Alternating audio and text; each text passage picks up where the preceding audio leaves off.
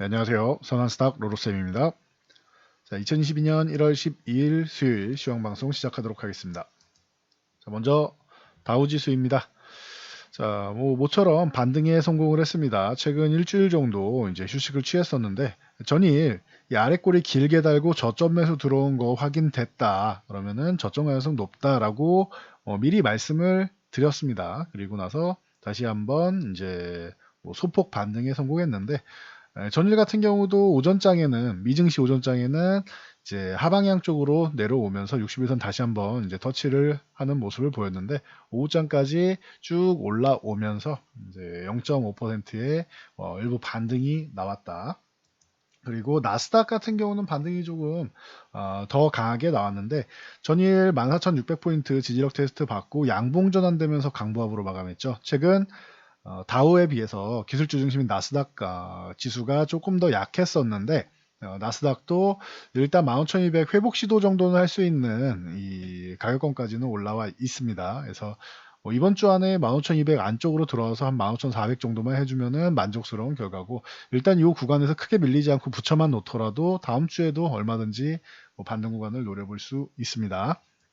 자, 제롬 파월 연준 의장이 연일 이슈가 되고 있는데 아주 강력한 통화 정책 완화는 이제 불필요하다. 그러니까 긴축적으로 접어든다라고 얘기를 하는데 이게 긴축으로 접어들면서 이제 시간이 조금 오래 걸릴 수 있다. 즉 너무 지금 예상보다 조기 금리 인상부터 시작해서 좀 가파르게 이제 시작 단계를 밟고 있는데 이게 그렇다고 너무 이제 매파적으로만 볼 건 아니다 정도의 기존에 아주 적극적인 매파적인 의견에서 적극적인 긴축에서 일부 완화된 정도. 아직도 굉장히 매파적입니다. 이건 아셔야 돼요. 일부 완화됐다라는 거지 굉장히 매파적인 발언을 지금 하고 있다라는 정도는 알고 가시면 됩니다. 그래서 자, 이 파월 의장이 얘기한 것 중에 핵심은 코로나 바이러스 우리는 극복할 수 있다. 그리고 이제 경제가 지금 안정적이고 지표가 안정적이고 인플레이션 억제를 위해 금리 인상할 수 있다 정도로 얘기하고 있습니다. 그래서 물가 안정, 최대 고용 어느 한 가지 등한시할 수 없다. 어느 한 가지를 또 우선시할 수도 없다. 하지만 현재는 최대 고용을 위해서 물가 안정 노력이 필요한 시기라고 생각한다. 즉 인플레이션 쪽을 좀 더 신경 쓰겠다라고 발언을 했습니다. 그리고 이게 노동시장에 부정적인 영향을 주지 않도록 하겠다라고 얘기했으니까 이 부분 참고하시면 될 것 같습니다. 그래서 이제 이 금리 인상 조치에 대해서는 정확한 시기는 밝히지 않았는데 기존에 예상했던 것보다는 조금 일찍 빨리 진행될 거다. 그런데 이제 기존의 통상적인 통화 정책까지 올라가려면은 오랜 시간이 필요하다. 그러니까 지금 얘기 나온 4회 인상의 어마어마하게 빠른 것보다는 이제 조금 완화되는 조치.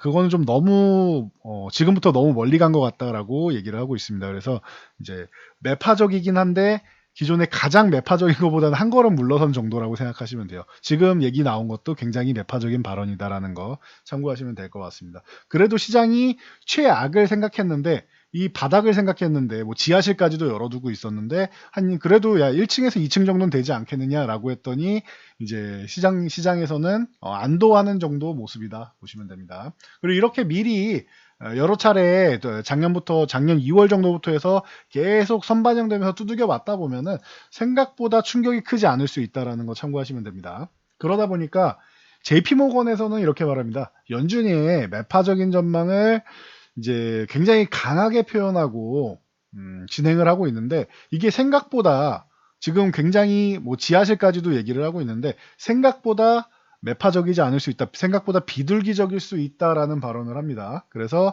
그럴 경우에는 시장이 안도감을 느낄 것이고 만약에 매파적으로 진행된다 해도 정말 지하실까지 가는 정책을 펼친다고 해도 불확실성 해소 정도로 여기면서 현재 구간이 올해 최고의 매수 기회일 수 있다라는 얘기를 합니다. 그래서 이건 JP모건 쪽 얘기니까 참고 정도 하시면 될 것 같습니다. 어느 하나가 절대적으로 맞는다라고 예언가는 아니니까 그렇게 얘기할 수는 없겠지만 참고 자료 정도는 여러분들이 사용하실 수 있습니다.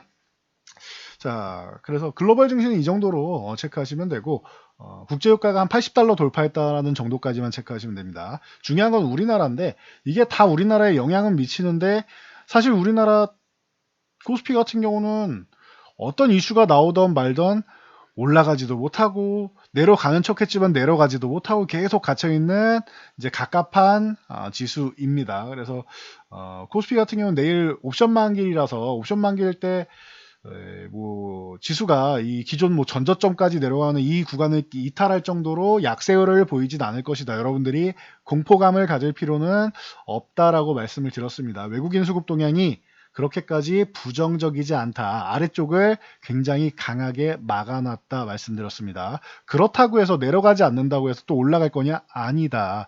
3050까지 가는 것도 버겁다. 3000 뭐 위쪽 정도야 줄 수 있겠지만 3050도 버겁다라고 말씀드렸어요. 넘어가는 거는 뭐 지금 수급적으로는 거의 뭐 말도 안 되는 수준 정도의 수급이고 3050을 건드리기만 해도 감사한 정도다라고 말씀을 드렸고 3050을 못 갈 가능성이 뭐 더 높죠. 그래서 일단은 지금 뭐 한 2990에서 플러스 마이너스 1% 정도 여기서 뭐 약간의 오차 정도는 나올 수 있겠죠. 그 정도를 지금 보고는 있습니다. 근데 뭐 3000 쪽으로 살짝 붙어가면은 뭐 가장 뭐 무난한 정도다. 3000 전후되는 구간이 가장 무난한 정도다 보시면 되고 만약에 한 3030 정도까지를 본다라고 하면 이게 뭐 거의 뭐 최대치에 가깝지 않느냐. 내일 외국인들이 미쳤다 생각하고 우리는 위쪽 방향으로 베팅을 할 거야 라고 하면서 콜옵션을 어마어마하게 한 150억 이상 베팅을 하면서 위쪽으로 쭉 끌어올리지 않는 이상 3030 이상으로 넘어갈 가능성은 뭐 거의 없다라고 보고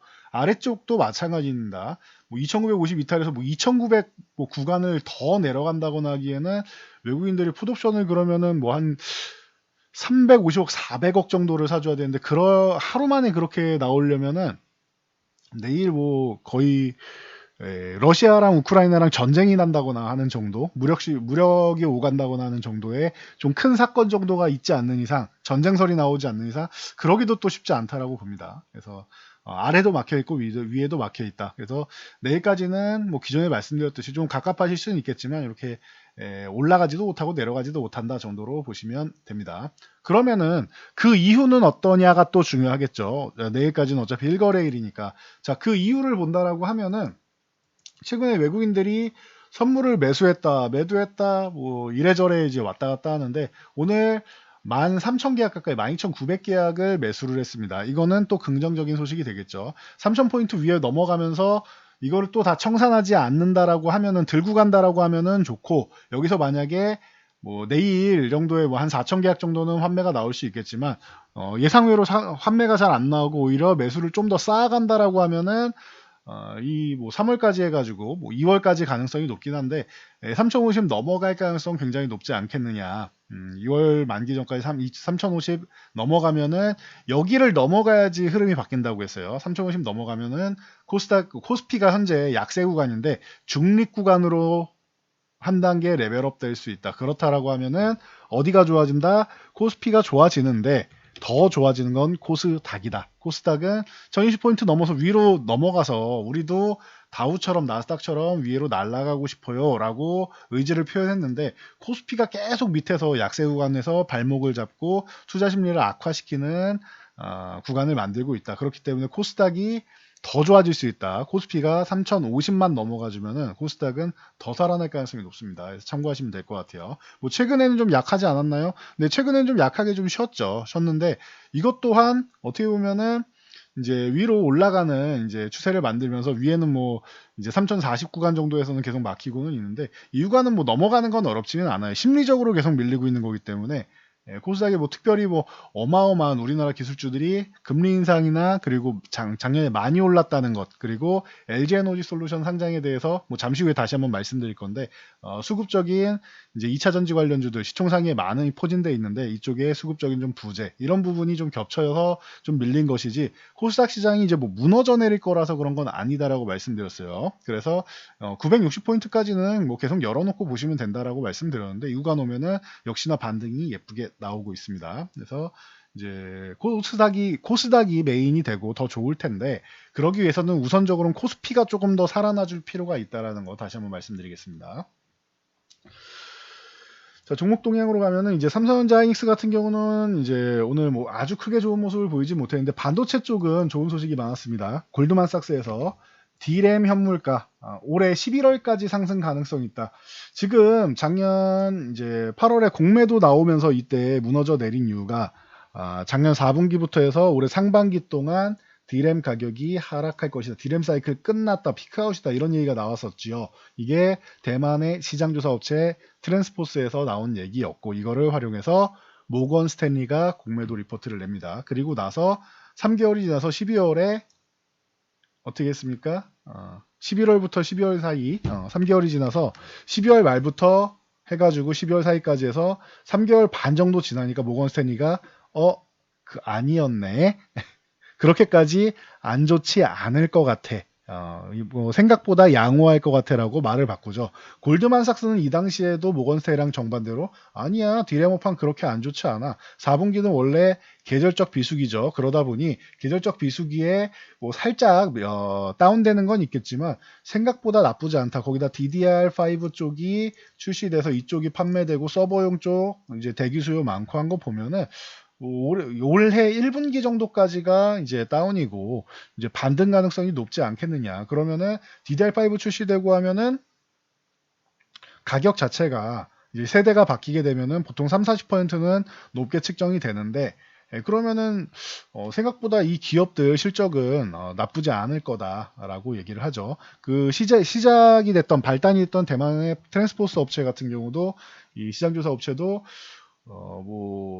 이 4분기에서 1분기까지 가격이 좀 하락하더라도 DDR5 출시나 이런 부분으로 인해서 매출은 작년보다 올해가 더 높을 거다. 이런 얘기를 계속하면서 이제 전체적으로 흐름이 바뀌었습니다. 여기에 골드만삭스가 아니야 그거보다 더 좋을 것 같아라고 지금 얘기를 하고 있는 거예요. 선방한다가 아니고 기존에는 안 좋을 거다. 아니 선방한다. 그리고 뭐다 지금은 너희가 기존에 예상한 것보다 더 긍정적이다라고 얘기합니다. 여기에 국제 반도체 재료장비협회에서 올해 글로벌 반도체 공장 장비 투자 규모 이제 사상 최고치 돌파할 것이다. 980억 달러에서 전년 대비해서 10% 올라갈 것이다 얘기하고 있고 우리나라 장비업체들 뭐 투자 더 잘할 것이다 얘기하면서 이제 국회에서도 이제 국외 해외 이슈 말고 국내에서도 반도체 특별법 국회 본회의를 통과했습니다. 호재가 만발했죠. 그러다 보니까 오늘 이제 DB하이텍을 비롯해서 뭐 ENF 테크놀로지라던가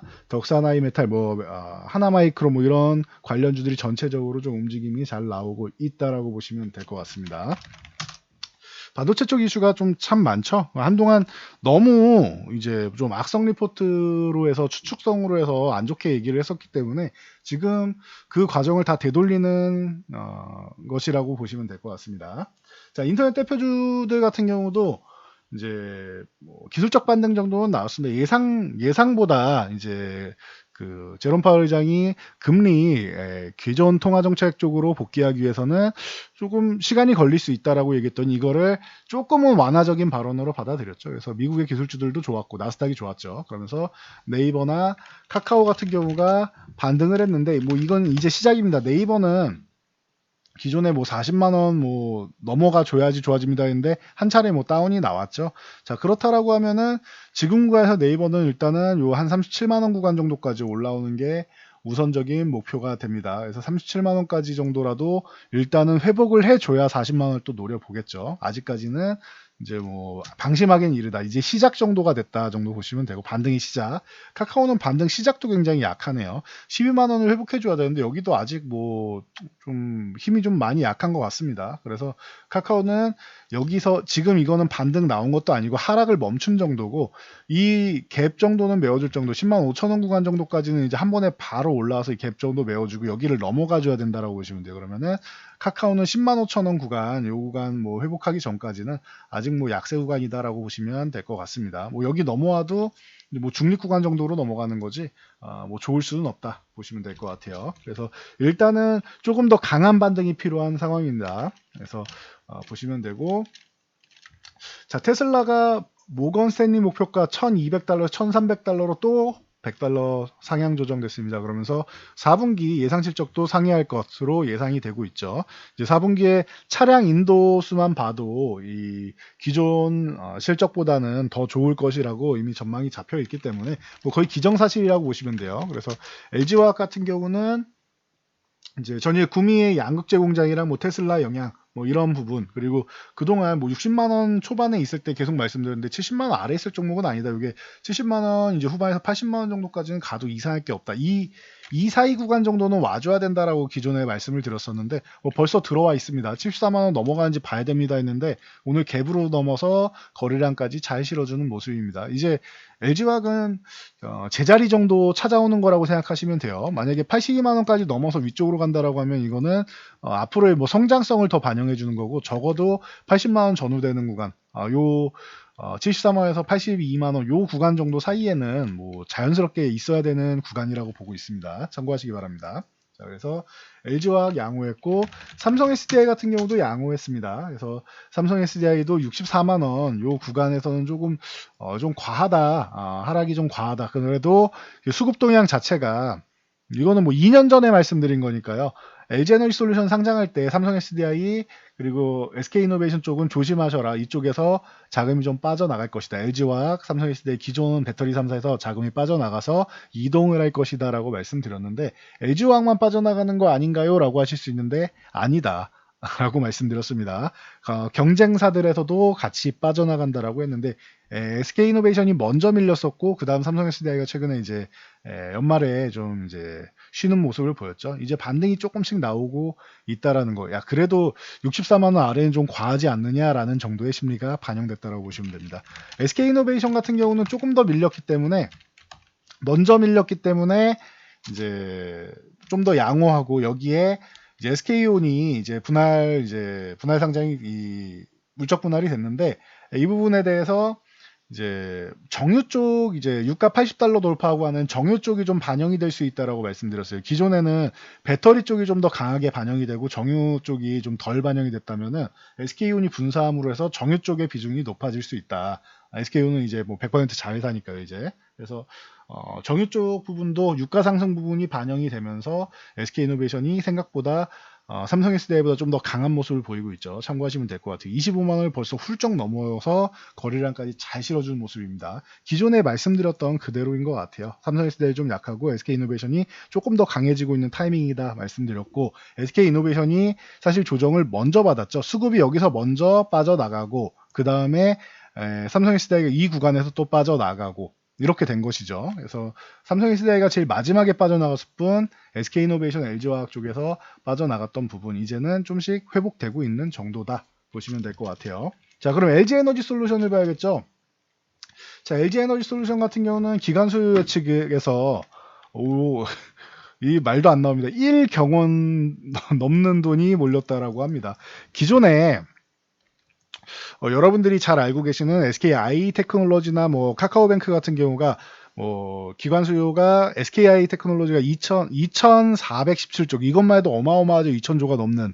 그리고 카카오뱅크도 2,585조예요. 근데 1경원이 넘었다고 합니다. 1억에 1만 배가 1경이죠. 그래서 거의 뭐 상상 속의 숫자라고 할 수도 있는 금액인데 1경원이 몰렸다라고 합니다. 그렇다라고 하면 자, 이 LG에너지 솔루션 같은 경우 이 시총이 어떻게 될 거냐에 대해서 말이 많은데 뭐 100조 가냐 아니면 뭐 80조냐 뭐 얘기가 많은데, 자, 80조 같은 경우 이거를 어디서 보통 산정을 많이 하냐면은 기존에 상장돼 있는 CATL이랑 비교를 많이 합니다. CATL하고 이제 그 글로벌 1위를 다투고 있죠. 근데 1위를 들어가기에는 CATL이 뭐 중국을 꽉 잡고 있다 보니까 글로벌 1위는 어려운데 중국을 제외하면 LG에너지 솔루션이죠. 그래서 CATL이랑 비교를 해서 안정적인 내수가 돼 있는 거잖아요. CATL은. 그래서 CATL보다는 당연히 조금 디스카운트를 해야 되지 않겠느냐. 80조가 되려면 몇 퍼센트?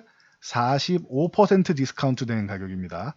자, 그래서 한 15% 정도면 적당하지 않겠느냐라는 얘기가 나오는데 15%면은 LG에너지솔루션의 시가총액은 122조 원이 됩니다. 그래서 얼마가 될지는 뭐 나와봐야 알겠지만 100조를 넘어가도 이상할 게 없다라는 분석은 나오니까 여러분들 이 부분은 참고하시면 될 것 같아요. 자, 그렇다라고 하면은 일경원이 몰렸어요.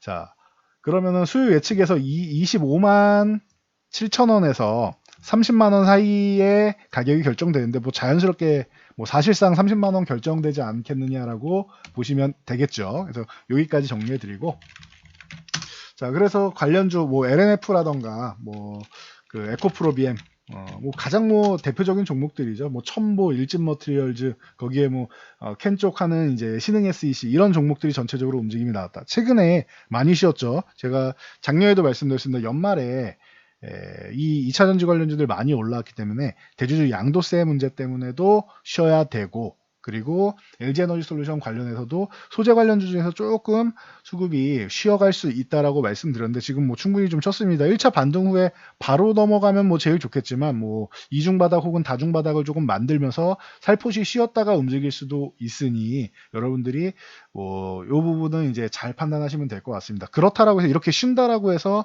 이쪽 섹터가 아예 끝났다라고 보시면 안 돼요. 쉬면은 더 가기 위해서 잠시 쉬는구나, 좀 푹 좀 쉬어라라고 여러분들이 쉴 시간을 좀 주고 추후에 움직임이 나오고 수급이 들어오면 다시 그때 보시면 됩니다. 성장성은 무궁무진하다라는 거, 이 부분은 제가 뭐 말씀 안 드려도 여러분들이 지금 시대가 전기차 쪽으로 계속 전환을 시키려고 하는 것 보면은 쉽게 아실 수 있겠죠. 탄소 이제 중립 2050 프로젝트만 봐도 쉽게 알 수 있는 부분입니다. 다들 이 내연기관을 만들던 제조하던 제조업체, 자동차 차량용 완성차 업체들도 다들 전기차로 전환한다고 하니까 이 정도까지만 말씀드리면 될 것 같습니다. 자, 그러다 보니 웨코캡이라든가 뭐 이런 리비안 관련주들도 오늘 반짝 상승했는데 유지되지는 못했습니다. 그래서 위에 에코캡을 비롯해서 대원화성, 뭐 우신 시스템 뭐 이런 종목들 윗꼬리 달고 이게 반짝했다라는 거 참고하시고요. LG전자부터 시작해서 이 애플카에 대해서 또 기대감을 갖는 종목들이 다시 한번 이제 올라오기 시작합니다. LG전자는 13원에서 저항받고 한 차례 뭐 쉬었는데 추세는 뭐 예쁘게 이렇게 만들고 있으니까 뭐 걱정할 단계는 아닌 것 같아요. 그래서 그동안 이제 바닥권에서 굉장히 오래 고생을 했는데 14만 원을 넘어가야지 이제 제 갈 길을 갈 수 있다라고 보시면 됩니다. 그리고 그 외에 뭐 대성파이텍이나 뭐 현우산업 같은 경우는 마그나랑 뭐 LG 쪽에 원래 공급사였고, 일지테크, 뉴인텍, 뭐 더구전자 이런 종목들이 전체적으로 엮여 있다라는 거 참고하시면 될 것 같습니다. LG이노텍, LG이노텍 같은 경우도 기존에 저희가 영상을 따로 수차례 올려드리면서 이제 전장 쪽에 기대감이 있는데 이게 애플 쪽으로, 애플카 쪽으로도 연결이 될 수 있다라고 누누이 말씀드렸으니까 참고하시면 될 것 같아요. 자, 하나솔루션 같은 경우는 이제 국제유가도 뭐 $80 넘어가고, 뭐 SOL 같은 경우도 움직이고 GS도 조금 움직이긴 했지만 좀 약했고, 하나솔루션 같은 경우가 계속 말씀드리는데 저평가 매력으로 이제 올라오고 있다. 이거 좀 과하다고 말씀드렸죠. 이게 44,000원, 45,000원 이 구간 아래, 4만원 중반 아래 있을 종목은 아니라고 봅니다. 그러면 다시 말씀드리는데 이 구간 아래 있을 종목이 아니다라는 거는 아래로 안 내려간다가 아니고 이 아래에 있으면은 저평가 구간이다라고 말씀을 드렸죠. 그래서 최근에 보면은 계속 저평가 얘기가 나오고 있죠. 여기저기서 증권사 리포트에서 하나솔루션 저평가다, 올해 기대감이 있다, 계속 나오는데 이제 4만원 저항권까지, 1차 저항권까지 나왔습니다. 올라왔습니다. 이 구간을 넘어가 줘야지 다시 힘을 받을 수 있고, 여기서 이제 힘이 약해진다라고 하면 한 차례 뭐 저항받고 이렇게 쓱 밀려서 쉬었다가 가야겠죠. 이거 참고하시면 됩니다. 저항에 거의 다 왔다는 거. SK바이오사이언스는 뭐 어제도 말씀을 드렸었는데 오늘 22만원 요 구간 뭐 회복 시도하다가 오늘도 뭐 살짝 밀렸습니다. 그래서 뭐 참고 정도 하시면 될 것 같아요. 장중엔 좋았는데 이 노바백스에 대한 기대감, 그리고 이제 자체 개발하는 백신에 대한 기대감 같은 경우가 있는데 아직까지 뭐 크게, 기존에 한번 크게 불거지다 보니까 아직까지는 크게 살아나지 못하고 휴식을 취하고 있다. 22만원 회복되면은 다음 25만원, 25만원 회복되면은 그 다음 뭐 한 28만원 정도를 보시면 되겠죠. 자, ABL 바이오 같은 경우가 이제 라이선스 아웃에 성공을 했습니다. 지금 JP모건 헬스케어 컨퍼런스 참여하는 기업들 중심으로 바이오주들이 또 다시 한번 이제 오늘은 이제 반짝 상승이 나왔는데 ABL 바이오의 영향이 좀 크다라고 보시면 될 것 같습니다. 자, 사노피, 글로벌 제약사 사노피의 파킨슨병 치료제죠. ABL301을 1조 3천억 원의 라이선스 아웃을 체결했다라고 합니다. 그래서 참고하시면 될 것 같아요. 최근에 바이오주들 이렇게 뭐 썩 그렇게 좋지는 못했는데 다시 한번 뭐 좋은 흐름 만들면 좋겠습니다. 네, 아직까지는 이제 뭐 기술적 반등 정도로 다른 종목들은 기술적 반등 요 ABA 바이오에서 테마 정도 나온 것이고 연속적으로 뭔가 계약들이 나와야지 또 긍정적인 모습을 보일 수 있습니다. 참고하시고요. 자, 대선 후보들이 이제 플레이투원 게임, P2E 이 돈 버는 게임이라고 생각하시면 됩니다. 이 부분에 대해서 이제 허용하겠다라는 뭐 비슷한 내용의 이제 공약을 계속 내세우고 있습니다. 그래서 이 대선 후보들이 이제 게임 쪽을 공약으로 내설 정도로 이제 게임 업계가 이렇게 뜨겁구나. 그리고 이제 우리나라에서도 이제 뭐 크게 자리를 잡고 있구나 생각할 수 있는데 위메이드 같은 경우가 지금 16만 원 이탈해 있는데 뭐 소폭 반등은 나왔습니다. 그래서 5% 반등 나왔음에도 불구하고 16만 원 아직 멀었죠. 16만 원 회복하고 나서 들어가시는 게 나아요. 16만 원 아래서는 기술적 반등이 나오면 보유하신 분들이 어디서 정리할 거냐를 고민하시고 16만 원 넘어가면은 신규 매수를 하는 게 낫습니다. 왜 비싸게 사나요? 지금 구간은 아직 약세 구간으로 내려와 있기 때문에 16만 원 회복 전에는 맞고 잘못하면 더 밀릴 수 있습니다. 그래서 더 밀리거나 아니면 아래서 이렇게 끝없이 횡보할 수 있기 때문에 16만 원 회복하고 신규 매수는 진행하시는 게 나아요. 어차피 지금도 비싼 구간입니다. 기존에 2만 원 중반대에 있던 기업이 거의 한 10배 정도 올라왔고 지금 휴식을 취하는 겁니다. 고점에서 밀린 것만 생각하지 마시고 2만 원 중반대에서 지금 14만 뭐 6천 원 정도 돼 있다라고 보시면은 지금도 거의 5배 정도가 되는 겁니다. 그러니까 이 부분을 위에서 내려온 것만 보지 말고 밑에서 올라온 것도 함께 보시면 좋을 것 같습니다. 그래서 지금 위메이드 그래도 기술적 반등은 나오고 있다라는 거 참고하시고 컴투스 홀딩스라던가 뭐 네오이즈 홀딩스 뭐 이런 전체적인 종목들이 다 반등이 좀 나오고 있다라는 거 참고하시면 될 것 같아요. 자, 전에 에디슨 EV 같은 경우는 저희가 좀 오늘 같은 경우에는 좀 줄이면서 보세요라고 말씀을 드렸죠. 뭐 상한가 이제 2번 가고 본계약 체결하고 올라왔는데 이 4만 원대를 바로 돌파하기는 사실 쉽지 않기 때문에 이 구간에서는 여러분들께 오늘 같은 경우에는 조금 줄이면서 보는 것도 방법이 될 거다. 비중 조절을 하는 것도 방법이 될 거다라고 전략을 말씀드렸는데 이 부분은 성공적이었던 것 같습니다. 뭐 밑으로 내려왔을 때 나는 그래도 갈 것 같다 하시면 다시 매수하더라도 오늘 뭐 4만 원 구간에서 요 위쪽에서 좀 줄였다라고 하면은 좀 더 안정적인 현금을 들고 있어도 좋고 이미 수익 실현을 크게 했으니까 현금을 들고 있어도 좋고 그리고 이제 뭐 다시 재매수를 한다고 해도 내일부터 해서 천천히 보면 되겠죠. 왜냐면은 여기서 만약에 저 위쪽으로 더 간다고 해도 연속적으로 계속 가면 어떻게 돼요? 중간중간에 거래가 이렇게 정지되고 하죠. 그렇기 때문에 좀 피곤해질 수 있습니다. 그래서 상승 후에 출발한 지 좀 됐잖아요. 이게 17,000원, 17,000원 후반부터 시작해가지고 지금 올라온 거기 때문에 이제는 한 차례 뭐 피로감을 호소할 때가 됐습니다. 정상적인 종목이라면은 이 구간은 정상적인 건 아니죠, 사실. 정상적인 종목이라면 지금쯤 오늘 정도에는 상승 구간에서 피로감을 호소하면서 쉴 때가 됐기 때문에 말씀드린 겁니다. 이렇게 좀 시장에서 상식적으로 흘러가는 부분도 여러분들이 잘 고려해서 보신다라고 하면은 오늘 같은 경우에 좀 줄여서 보시면 성공적인 전략이 됩니다. 자, 그리고 마지막으로 대선 후보들 지지율에 따라서 좀 관련주들이 또 희비가 또 엇갈리고 있죠. 그래서 좀 안정적이겠거니 하고 들어가신 분들 오늘은 좀 눈물 흘리신 분들도 있고 그럴 거예요. 그래서 계속 말씀드리지만 인맥 관련주 같은 경우는 좀 너무 집중하지 말고 좀 조심하셔야 된다. 그리고 정책 관련주 쪽으로 보시고 반짝 정책 같은 경우 단기적으로 이제 나온 어떻게 보면 좀 표시 먹기 공약들도 있죠. 그런 쪽은 좀 주의하시는 게 좋지 않을까라고 다시 한번 당부의 말씀드리고 저는 이만 물러가도록 하겠습니다. 자, 영상이 도움되셨다면 좋아요와 댓글 하나씩 남겨주시고요. 영상 잘 참고해서 모두 안전 투자하시기 바랍니다.